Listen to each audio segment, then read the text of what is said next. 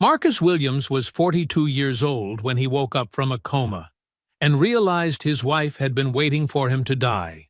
He was a construction company owner, self-made, built his business from nothing after his father's death left him responsible for his family at 19. For 5 years, he believed Vanessa loved him for who he was, not what he had. That night in the ICU, his body paralyzed by medication, but his mind perfectly clear, Marcus heard his wife lean close and whisper the words that would destroy her. Finally, 3 more days until you're legally dead, and everything you've built becomes mine. She had no idea he could hear every word, no idea that the quiet, blue-collar man she'd underestimated was already planning her destruction from that hospital bed.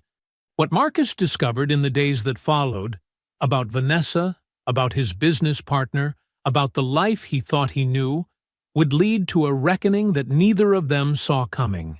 And it all started with that whisper in the dark. Before we jump into the story, comment where in the world you are watching from and subscribe, because tomorrow's story is one you need to hear. Through the morning haze of downtown Charlotte, Marcus Williams stood on the 23rd floor of his latest project, watching his crew secure steel beams with practiced precision. The spring breeze carried the familiar sense of concrete dust and metal, reminding him of days spent learning at his father's side. "Check those load-bearing connections twice," he called out to the welding team. "Better to spend an extra minute now than deal with problems later." The workers nodded respectfully. They knew Marcus wasn't just barking orders. He'd done every job on site himself over the years. His hands still carried calluses from the work that had built Williams Construction from the ground up. 23 years ago, when his father's heart attack left 19-year-old Marcus responsible for his younger siblings, everyone expected him to fail. But they hadn't understood that working construction had taught him more than just physical skills. Every building started with careful planning, attention to detail, and the patience to do things right. His phone buzzed. A text from Vanessa. "Don't forget dinner with Derek and Julie tonight. Love you." Marcus smiled, though something in his chest tightened slightly. 5 years of marriage, and sometimes he still couldn't believe Vanessa had chosen him. She'd walked away from her 6-figure pharmaceutical sales career, saying she was tired of corporate fakery and wanted something real. "Hey, boss!" Derek Thompson's voice carried across the skeletal floor as his business partner and best friend of 8 years emerged from the service elevator. "Inspection time?" "Right on schedule," Marcus replied, greeting Derek with their usual fist bump. "How are those material costs looking?" "Don't worry about it. I'm handling everything." Derek grinned, adjusting his hard hat. "You focus on keeping us ahead of deadline." They began their final safety walkthrough, Marcus noting every detail in his mental checklist. The scaffolding needed checking. Something about the setup caught his eye. He stepped closer to examine the bolts. "Careful there," Derek called out, but Marcus was already moving onto the platform. The first warning was a subtle vibration under his feet. Then came the metallic shriek of shearing bolts. Marcus had a split second to register that the safety cables were frayed before the world tilted sideways. Time slowed. He saw Derek's face, mouth open in a shout, heard his crew's panicked yells. The ground rushed up through 23 stories of open air. Impact, darkness, fragments of consciousness, sirens, voices, the rattling of a gurney, someone saying his name. Vanessa's perfume as she leaned over him, her voice breaking perfectly. "Baby, please hold on." More darkness, beeping machines, medical terms floating past, severe trauma, swelling, medically induced coma, minimum 3 days. "Mrs. Williams," a doctor's voice cut through the fog. "We've stabilized him, but the next 72 hours are critical. We'll keep him sedated to allow his brain time to heal." "I understand." Vanessa's voice trembled just right. "His family, his sister and brother, they're in the waiting room." We can allow brief visits once he's settled in ICU. Footsteps. Shanice's familiar perfume. Her lawyer's precision, even in grief. What exactly happened? Was there an equipment failure? Jerome's quieter presence. I'll check the safety logs, review the inspection records.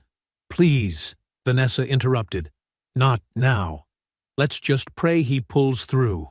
More darkness, the steady rhythm of machines, night settling over the hospital, footsteps retreating as visiting hours ended. Then, in the empty ICU room, the soft click of a closing door, the whisper of expensive fabric as Vanessa sat beside his bed. A pause as she checked to ensure they were alone. The brush of her hair against his face as she leaned close to his ear. Her breath warm, but her words ice-cold. Stopping here as per instructions, just before Vanessa's revelation. The scene has established Marcus's character, his relationship with Vanessa and Derek, and built to the accident and hospital sequence, ending with Vanessa alone in his room about to speak. The soft click of the door closing echoed in the dim hospital room. Vanessa's designer heels whispered across the linoleum as she settled into the chair beside Marcus's bed. For a long moment, there was only the steady beeping of monitors and the hiss of oxygen. Then she leaned close, her expensive perfume filling his nostrils. Her lips brushed his ear, and the warmth of her breath carried words that shattered his world. Finally, she whispered, voice rich with satisfaction. 3 more days until you're legally dead, and everything you've built becomes mine. She traced a finger down his cheek, the gentle touch making his skin crawl. You made it so easy, Marcus. So pathetically easy. Marcus's mind reeled, but years of working dangerous construction sites had taught him the value of stillness. He kept his breathing steady, his face slack, while inside his thoughts raced like trapped birds. I almost can't believe how perfect this is, Vanessa continued, settling back in her chair. I was starting to worry I'd have to arrange something myself. But then, scaffolding collapse. It couldn't be better if I'd planned it. She laughed softly. Though I have to admit, watching you build that little empire of yours, being so careful, so methodical, God, it was boring. Playing the adoring wife who just wanted something real and authentic. I deserve an Oscar for that performance. Every word hit Marcus like a physical blow, but he remained motionless.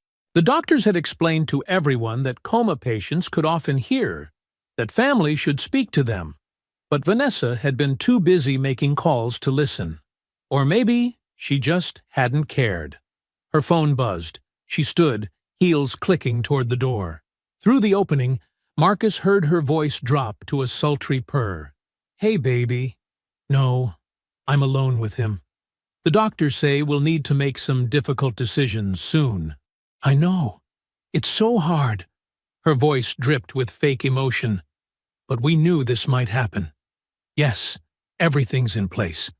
The insurance, the business. Don't worry. By this time next week, it'll all be ours. Marcus focused on keeping his breathing steady as rage and betrayal threatened to overwhelm him. He wanted to scream, to confront her, but the combination of medication and swelling left him trapped in his own body. Besides, years of construction work had taught him that acting without proper assessment got people killed. Vanessa returned, humming softly. She adjusted his pillow with disturbing gentleness, like a spider tending to wrapped prey. Sweet dreams, darling, she whispered, pressing a kiss to his forehead. Just 3 more days, and everything you worked so hard for will have a new owner. Her fingertips traced his jaw. You know, in a way, I did love you, like you'd love a lottery ticket that hits the jackpot. The door clicked shut behind her.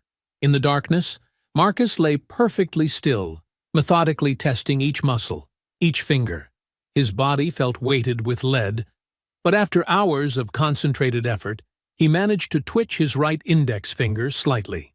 It wasn't much, but it was something, a start, a foundation to build on. Through the long night, He cataloged what he knew. Vanessa had never loved him. She had a partner in this scheme. She was waiting for him to be declared brain dead. She had plans for his business, his insurance, everything he'd built. He had roughly 48 hours before she expected to collect her prize. The first rays of dawn filtered through the hospital blinds as the morning shift began their rounds. Vanessa arrived right on cue, carrying coffee and looking perfectly put together in her designer clothes. Every inch the devoted wife. She greeted the medical team with just the right mix of hope and worry. "Any changes?" she asked, her voice trembling slightly as the doctor examined Marcus's vital signs. "Still stable," the doctor replied. "We'll continue monitoring and begin reducing sedation gradually over the next 48 hours. Marcus kept his face slack, his body still, as Vanessa's hand found his. Her fingers were warm, but all he felt was ice. "I'm here, baby," she said for the benefit of the medical team. "I'm not going anywhere." For once, Marcus knew she was telling the absolute truth. She wouldn't leave, not until she was sure he was dead. The morning sun cast harsh fluorescent shadows across the ICU room as Vanessa cornered Marcus's lead physician near the nurse's station. Her designer suit and perfect makeup created a stark contrast against the sterile hospital environment. "Dr. Chen, I need to understand what we're facing," Vanessa said, her voice carefully modulated to convey concern. "When do we need to start thinking about difficult decisions?" "Dr." Chen glanced at her tablet. "Mrs. Williams, your husband's condition is stable. While the coma was medically induced to reduce swelling, we'll begin—" "But what about brain death protocols?" Vanessa interrupted, her fingers tightening on her leather handbag. "I've been researching, and after 72 hours, from his bed, Marcus listened intently, keeping his breathing measured and steady. Every word felt like another nail in the coffin she was building for him. "That's a premature concern," Dr. Chen replied firmly. "We have clear signs of brain activity."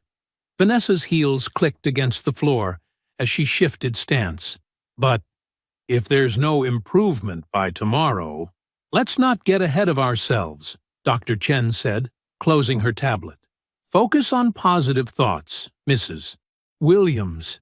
After the doctor left, Vanessa pulled out her phone, moving to the far corner of the room. Marcus strained to hear, maintaining his facade of unconsciousness. "Baby?" Her voice dropped to an intimate whisper that made Marcus's stomach turn.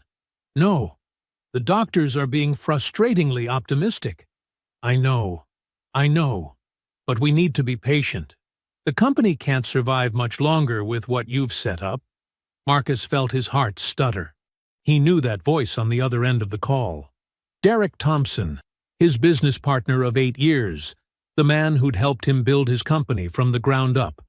"The false vendor accounts are perfect," Derek continued, his voice carrying faintly through the phone. "Nobody's noticed the overcharges. Between that and the diverted contracts, it looks like the company's bleeding money. Once he's gone, nobody will question me stepping in to save it." "You're brilliant," Vanessa purred. "I knew you were the perfect partner the moment I saw you at that company barbecue. Marcus never suspected a thing about us." 2 years of sneaking around," Derek chuckled. "Worth every second. Speaking of which, when can you get away tonight? The usual place?" Marcus lay there, absorbing the magnitude of the betrayal. His wife and his best friend had been systematically destroying everything he'd built for 2 years. Every Sunday dinner, every business meeting, every moment of supposed friendship. All lies. Later that afternoon, a young nurse checked Marcus's vitals while making small talk with Vanessa. "I was reviewing the paperwork," the nurse said cheerfully. $3 million is quite a life insurance policy. Your husband must have really loved you to increase it so much just last year." Marcus felt Vanessa's presence shift beside him. "Yes," she replied smoothly. Marcus was always thinking ahead. After the nurse left, Vanessa muttered under her breath, "Love had nothing to do with it. I filled out the paperwork myself." The second revelation hit Marcus like a physical blow. She'd forged his signature, inflated his life insurance without his knowledge. The pieces were falling into place. The accident, the company's manufactured financial troubles, the insurance policy. They'd created the perfect trap. By the next day, feeling had begun returning to Marcus's extremities. When alone, he carefully tested his fingers, managing small movements. During Vanessa's brief absence for a lunch meeting with Derek, Shanice visited. Marcus concentrated all his strength into his right hand as his sister held it. He squeezed, just slightly, but enough. Shanice's sharp intake of breath was barely audible. Marcus's eyes met hers, and he blinked deliberately, willing her to understand. Her lawyer's instincts kicked in immediately as he mouthed the words, "Get Jerome, lawyer. Trust no one." She squeezed his hand back once, then quickly composed herself. "Oh, I just remembered an emergency brief due tomorrow," she announced to the empty room. "I'll come back later, Marcus." That evening, lying alone in his room, Marcus methodically tested his returning mobility. Small finger movement, toe flexing, subtle muscle control. He practiced when the night shift made their rounds, ensuring his movements weren't visible to the staff, who might inadvertently alert Vanessa. The next morning, as sunlight began filtering through the blinds, Marcus waited until Vanessa was standing beside his bed, checking her phone. Then, deliberately, he moved his hand. Her phone clattered to the floor as their eyes met. He watched the emotions flash across her face. Shock, fear, calculation, before she screamed for the nurses, instantly transforming into the overjoyed wife. But in that unguarded moment, before her mask slipped back into place, Marcus had seen everything he needed to see. The medical team rushed into Marcus's room, responding to Vanessa's excited calls. Dr. Chen led the group, immediately beginning a neurological assessment, while nurses checked his vitals. Marcus deliberately kept his movements weak and uncoordinated, his eyes unfocused. "Mr. Williams, can you hear me?" Dr. Chen asked, shining a penlight across his eyes. Marcus slurred his response, making it barely intelligible. "Yeah." "Where?" "You're in the hospital," Dr. Chen explained patiently.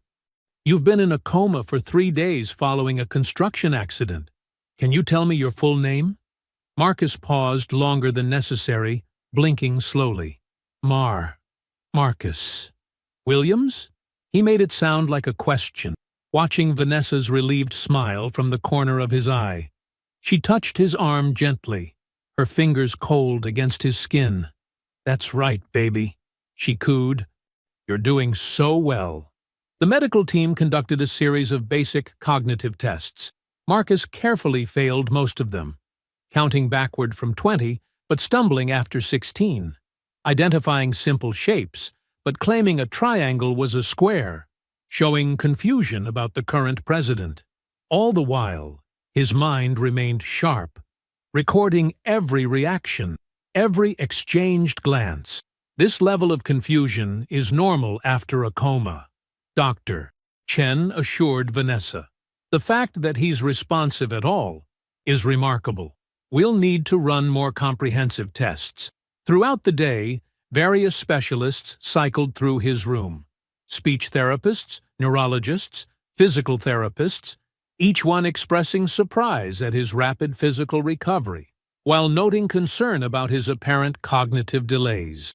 Marcus maintained his performance, trembling when trying to hold a cup, fumbling with simple tasks. Vanessa rarely left his side, intercepting questions and controlling the flow of information. When nurses mentioned calling family, she quickly intervened. "Let's wait until he's more stable," she suggested smoothly. "Too many visitors might overwhelm him right now. He needs rest and quiet." As evening approached, the hospital settled into its night routine. Vanessa had just finished speaking with the night nurse about Marcus's medication schedule when he spoke up, his voice weak but clear enough to be heard. Vanessa? Can we talk? Alone?" She smiled warmly at the nurse. "Of course, baby." Could you give us a moment? The nurse nodded and left, closing the door behind her. Vanessa settled into the chair beside Marcus's bed, reaching for his hand. He waited until her fingers touched his before speaking again. This time, in his normal voice, clear and steady. I heard everything, Vanessa. Every single word. The transformation was instant. Her warm smile vanished, replaced by something cold and calculating. Her fingers withdrew from his hand as she straightened in her chair, assessing him with predatory focus. Prove it, she said quietly, her voice carrying none of its previous tenderness. You're recovering from a traumatic brain injury. You're on heavy medications.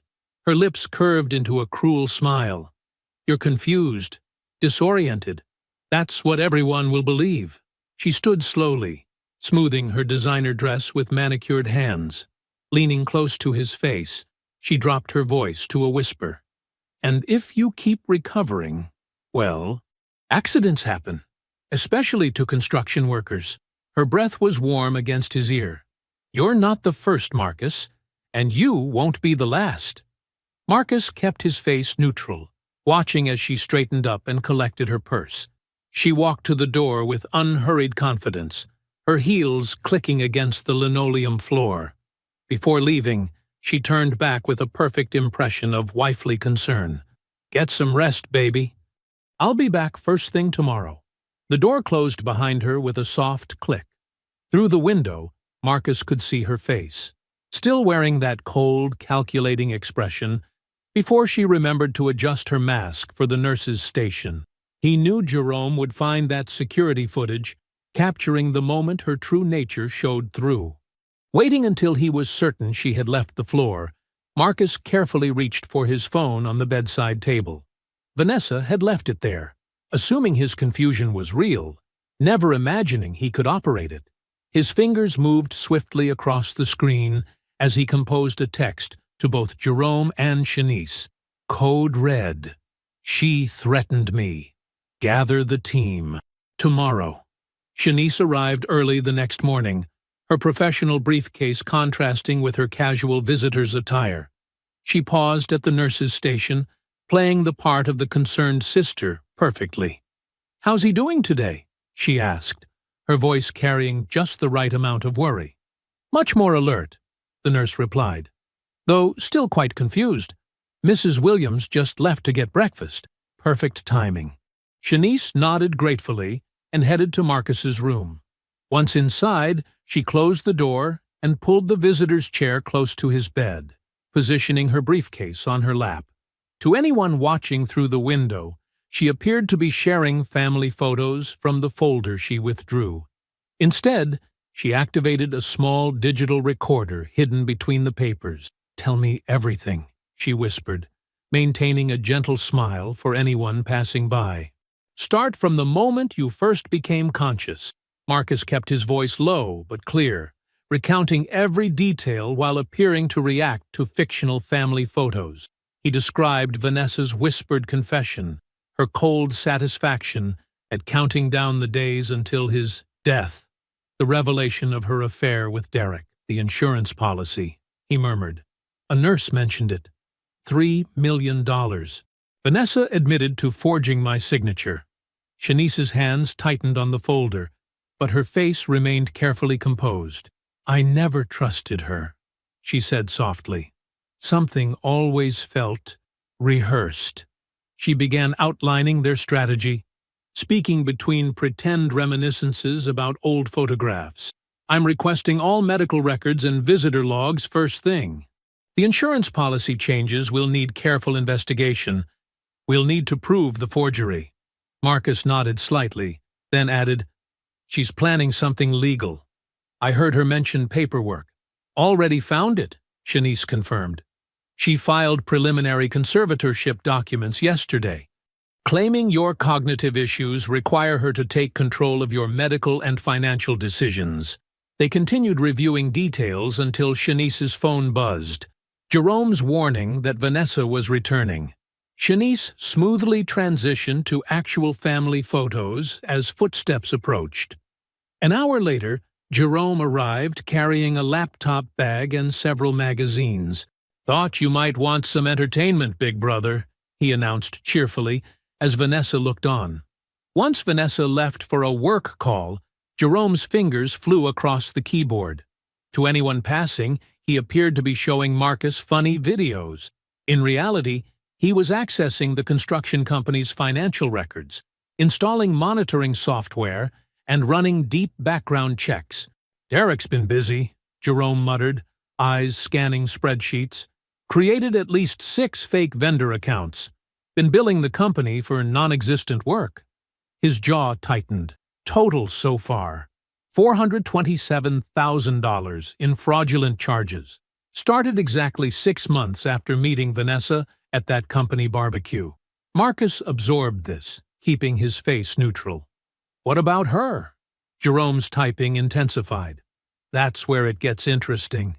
Vanessa Cooper doesn't exist before 6 years ago. But Vanessa Richardson." He turned the screen slightly. Marcus stared at the photo of a familiar face with different hair, different makeup, but unmistakably Vanessa. The article headline read, "Atlanta Developer's Death Raises Questions." Kenneth Richardson, Jerome explained quietly, successful real estate developer. Died in a boating accident 5 years ago. During cancer treatment, he changed his will, increased his life insurance, paid out $1.8 million to his new wife, Vanessa. His family contested, claimed she manipulated him while he was vulnerable. Couldn't prove it. She disappeared with the money. Marcus studied Kenneth Richardson's smiling face in the obituary photo. Successful self-made businessman. No obvious signs of vulnerability.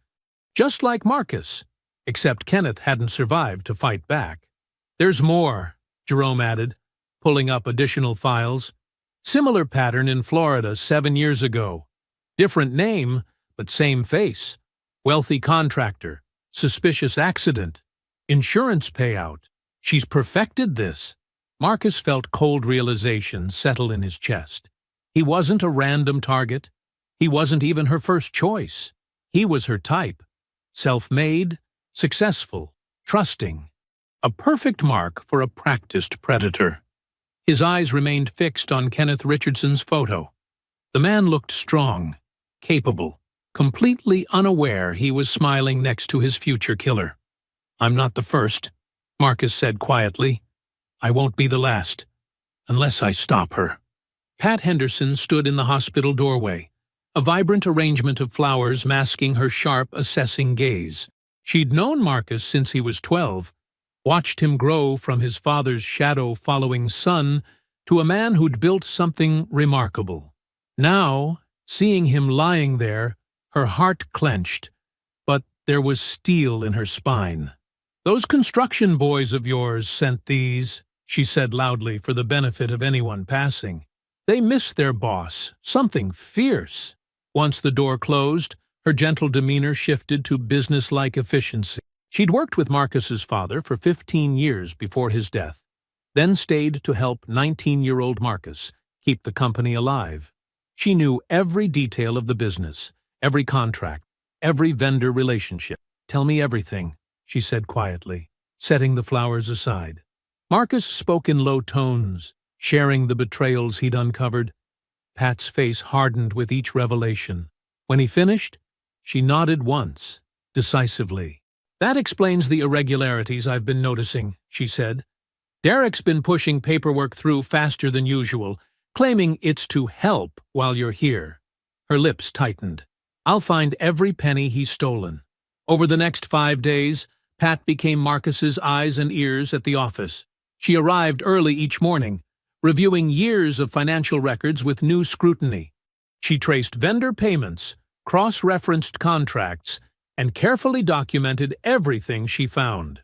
The evidence mounted quickly. 3 years ago, Derek had begun creating false vendor accounts shortly after meeting Vanessa at the company summer barbecue. Small charges at first, testing the waters. Then larger amounts as his confidence grew. Pat found copies of checks with forged signatures, inflated material costs, and phantom labor charges. He's been bleeding the company slowly, Pat reported during another flower delivery, making it look like normal business struggles, but it adds up, over $400,000 so far. She discovered emails between Derek and various contractors subtly undermining Marcus's reputation, suggesting the company was in trouble, that Marcus was losing his grip, positioning Derek as the reasonable voice of stability. "They're setting it up," Pat explained, "making it look like the company needs saving. Derek's been telling people you've been distracted, making bad decisions. When Vanessa sells your shares after your death, Derek will swoop in as the hero who saves everyone's jobs." Marcus maintained his performance of weakness, letting his hands shake when holding water cups, slurring words when doctors visited, appearing emotionally fragile and confused. Vanessa bought it completely, growing more confident with each display of his vulnerability.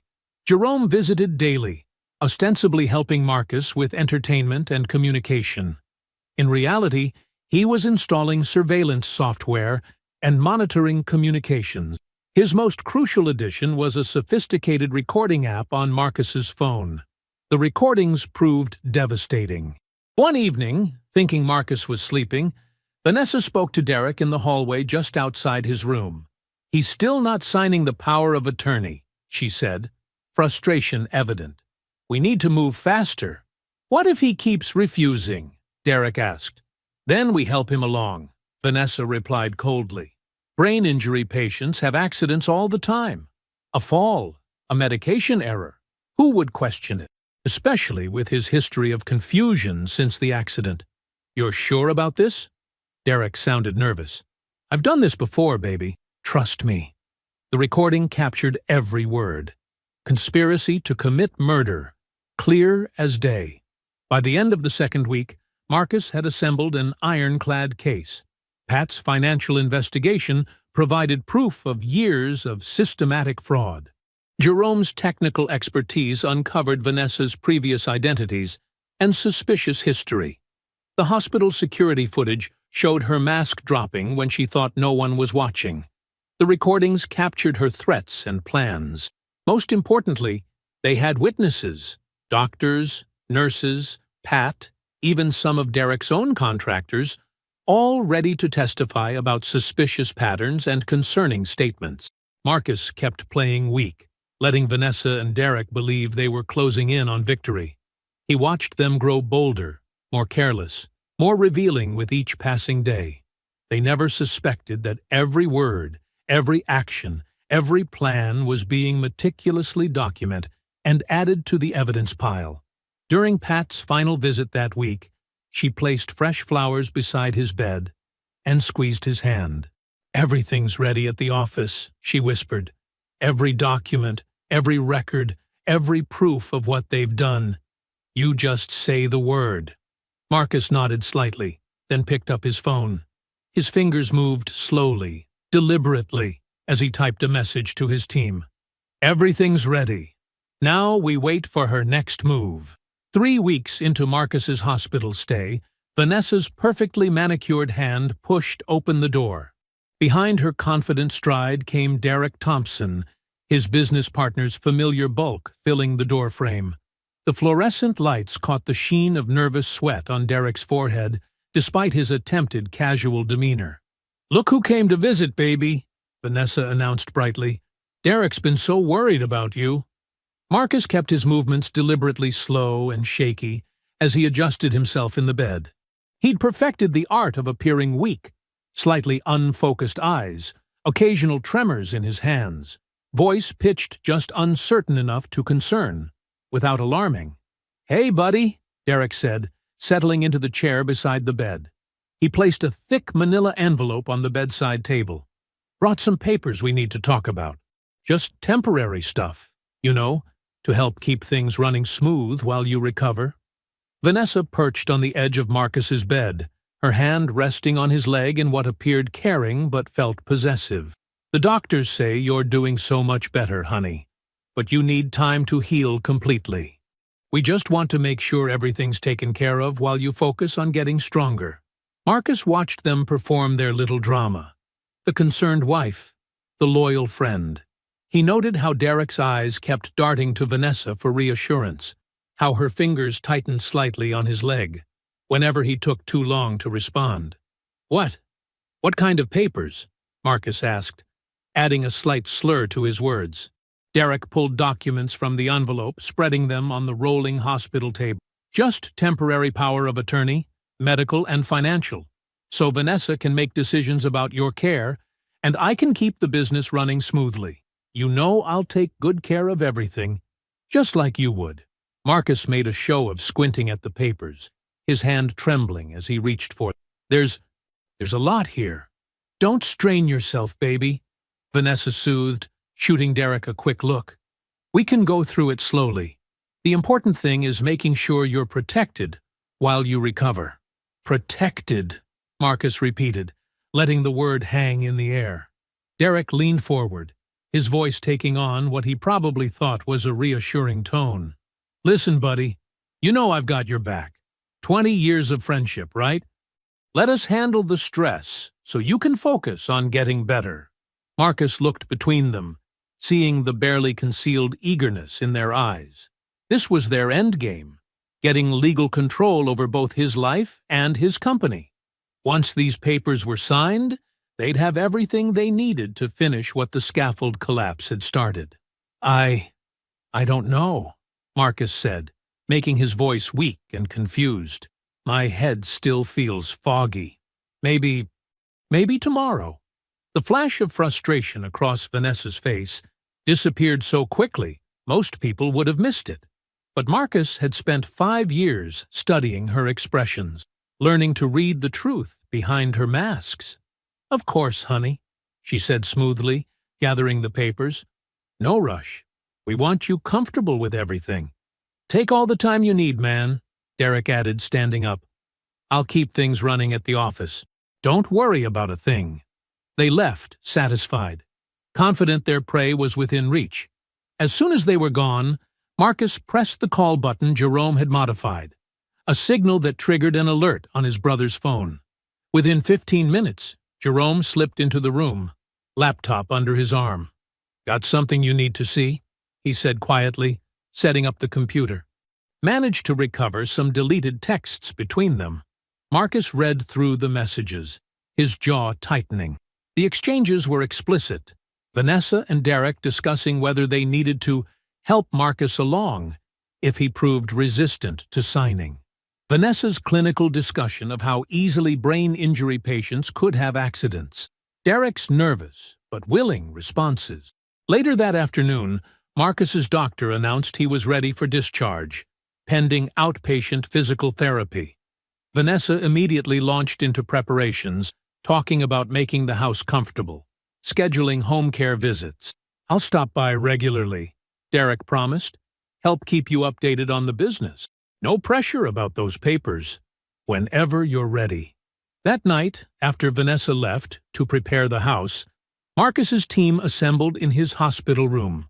Shanice with her legal pad, Jerome with his laptop, Pat with her meticulous notes. They spent hours reviewing every detail of their counter-strategy, coordinating with the detectives who'd been building their case from the evidence they'd gathered. "Everything's in position," Shanice confirmed, reviewing her checklist. "The warrants are ready. We just need your signal once you're home." "She thinks she's taking me home to finish this," Marcus said, his voice strong and clear. "She has no idea she's walking into her own trap." The next morning, Marcus signed his discharge papers with exaggerated care, maintaining his performance of weakness. Vanessa beamed at the nurses as she wheeled him toward the exit. Derek waited in the parking lot, waving as they approached. "Just a few more days, baby," Vanessa whispered, her hand squeezing his shoulder. Marcus smiled up at her. "Just a few more days." Marcus gripped the wheelchair's armrests as Vanessa pushed him through their front door. Their 2-story craftsman home, once his sanctuary, now felt like enemy territory. Every familiar sight carried new shadows. The family photos on the walls were performances. The comfortable furniture held hidden dangers. Even the afternoon light through the windows seemed darker. "Home, sweet home," Vanessa chirped, wheeling him into the living room. "I've set everything up perfectly, baby. The guest room downstairs is all ready, so you won't have to deal with stairs." Marcus noted how she'd rearranged things. His favorite reading chair moved away from the window, the side table with the family phone now closer to her preferred spot on the couch. Small changes that gave her better control of the space. "Thank you," he mumbled, maintaining his weak, slightly confused demeanor. "I'm tired." "Of course you are, sweetheart." Vanessa's hand squeezed his shoulder. "Let's get you settled." The next 48 hours became an elaborate dance of deception. Vanessa played the perfect caregiver, helping him to bed, bringing carefully prepared meals, managing his medication schedule. Marcus palmed every pill she gave him, disposing of them when she wasn't looking. He'd learned from Jerome's research that several common medications could become lethal in combination. He trusted nothing from her hands now.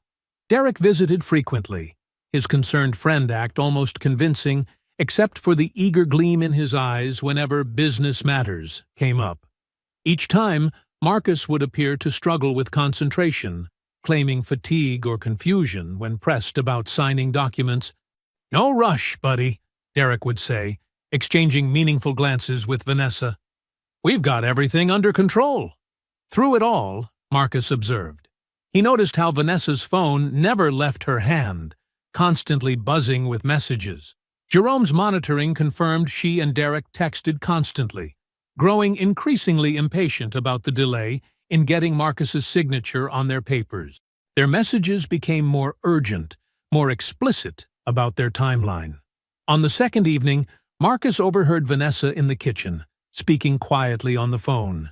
"He's still resistant. Maybe we need to adjust his pain medication, help him think more clearly about what's best for everyone." Marcus recognized the threat in her words. The next morning, he made his move. "I've been thinking," he told Vanessa over breakfast, his voice deliberately weak. "Maybe we should have that business meeting today. Get everything sorted out." Vanessa's face lit up with poorly concealed triumph. "That's wonderful, baby. I'll call everyone right away." Throughout the day, people arrived according to plan. Shanice came first, her briefcase bulging with legal documents, her face professionally neutral as she sat up at the dining room table. Jerome followed, laptop under his arm, giving no indication that he'd been monitoring every electronic communication in the house for days. Pat arrived next, her decades of experience visible in how she arranged her files with methodical precision.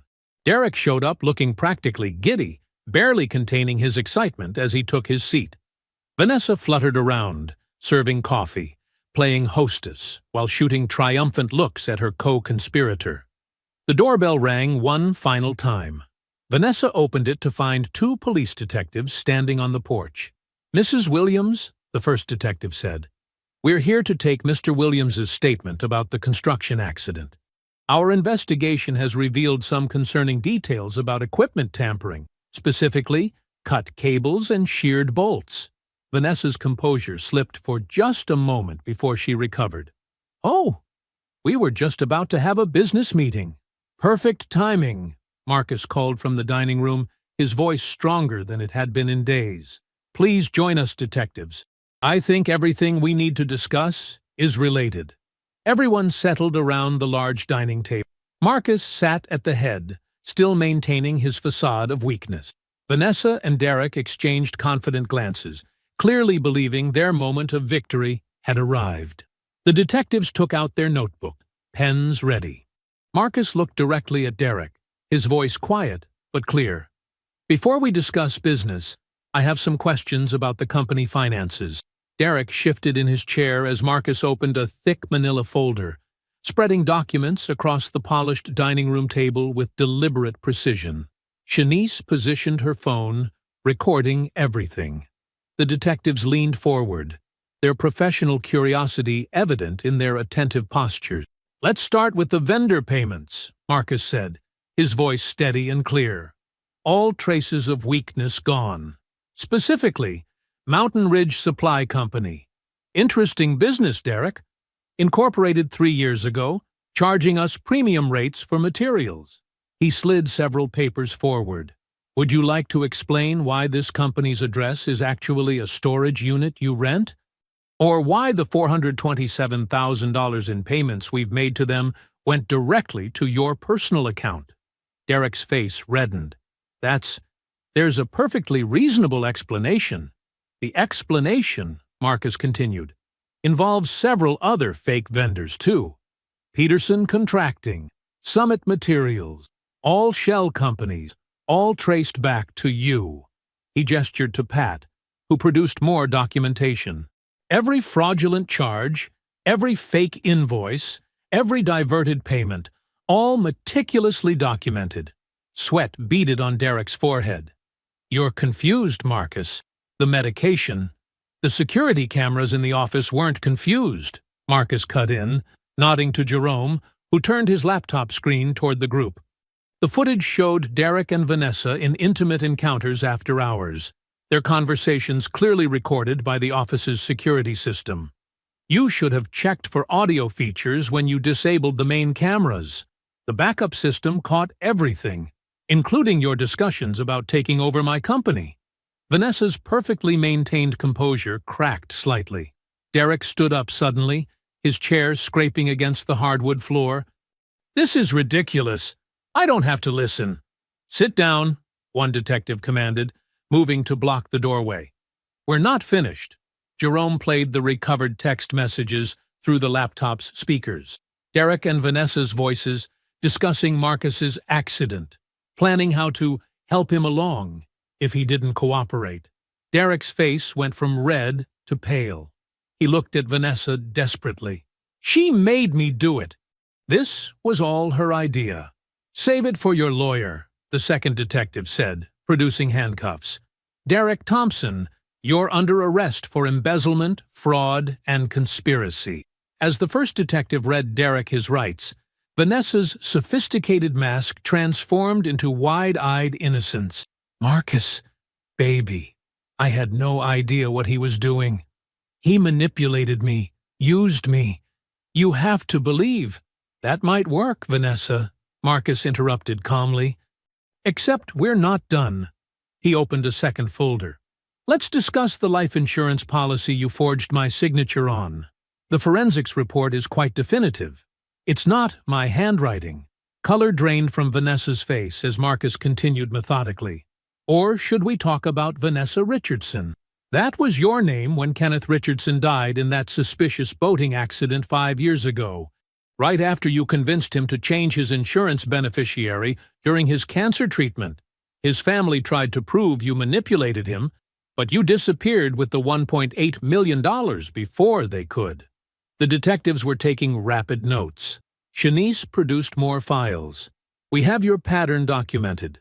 3 other wealthy men before Kenneth. All self-made businessmen. All with substantial assets. All targeted while vulnerable. Marcus lifted his phone, playing the recording from his hospital room. Vanessa's cold voice threatening him, discussing how accidents happen to construction workers. Your browser history makes interesting reading, Jerome added. Lots of searches about medication interactions, undetectable poisons, and staging accidents, all carefully deleted. But cloud backups are wonderful things. Vanessa's mask completely shattered. Her sophisticated demeanor transformed into something feral and angry. You stupid construction worker, you think you're so clever. That's exactly what you got wrong, Marcus said quietly. You thought because I work with my hands, I must be stupid. Because I loved you, I must be weak. You forgot that building something from nothing requires intelligence, patience, and seeing the whole structure before laying the first brick. The second detective moved toward Vanessa with handcuffs. She tried to bolt, but found Pat blocking her path to the kitchen door. As the detective secured the cuffs, Vanessa thrashed and snarled, her cultured accent disappearing entirely.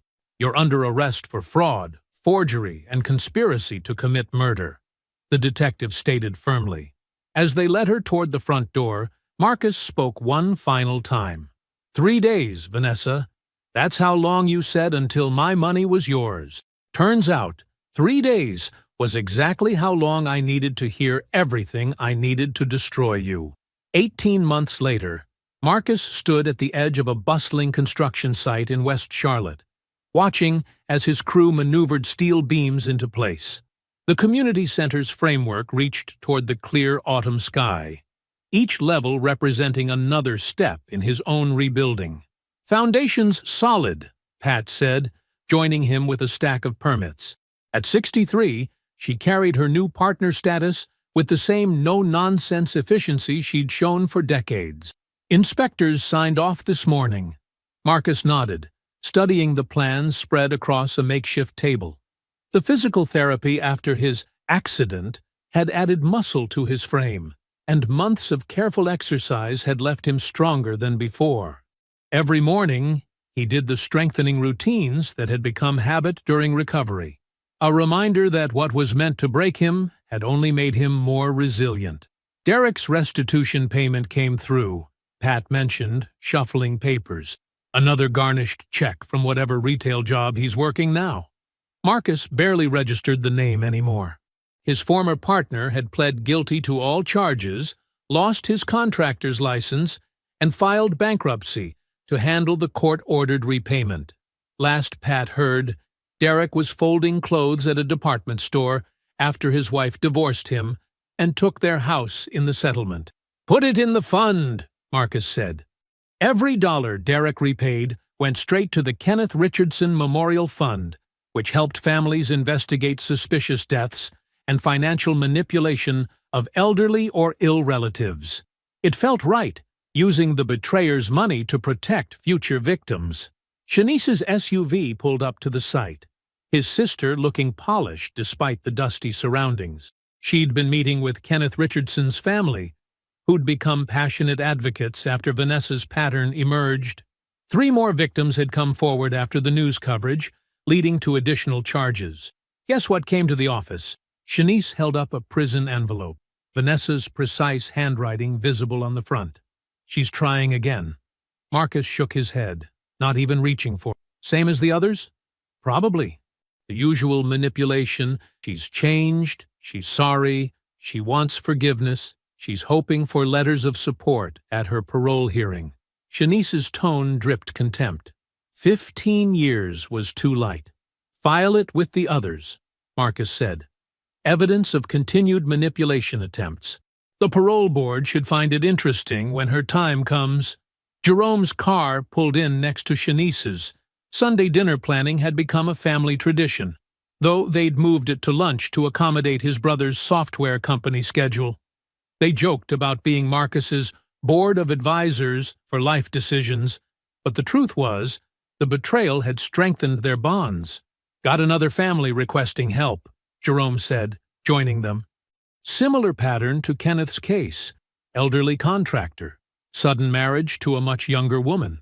Suspicious accident 3 months after she convinced him to change his will. Marcus nodded. "Set up a meeting. We'll pull in the investigator who helped crack Vanessa's pattern." The fund had already helped 3 families get justice, using the expertise they'd developed tracking Vanessa's previous identities and financial manipulation. Kenneth's children were active participants, turning their pain into purpose. A foreman called Marcus over to check some measurements. He moved with easy confidence through the site, reviewing angles and connections with the expertise that Vanessa had mistaken for simplicity. His company had not just survived, but thrived. The story of an owner who fought back against murderous fraud had brought publicity and contracts. "Looking good, Mr. Williams?" one of the younger workers said, gesturing at the rising framework. Marcus had made a point of hiring from the neighborhood, creating job training programs alongside the community center construction.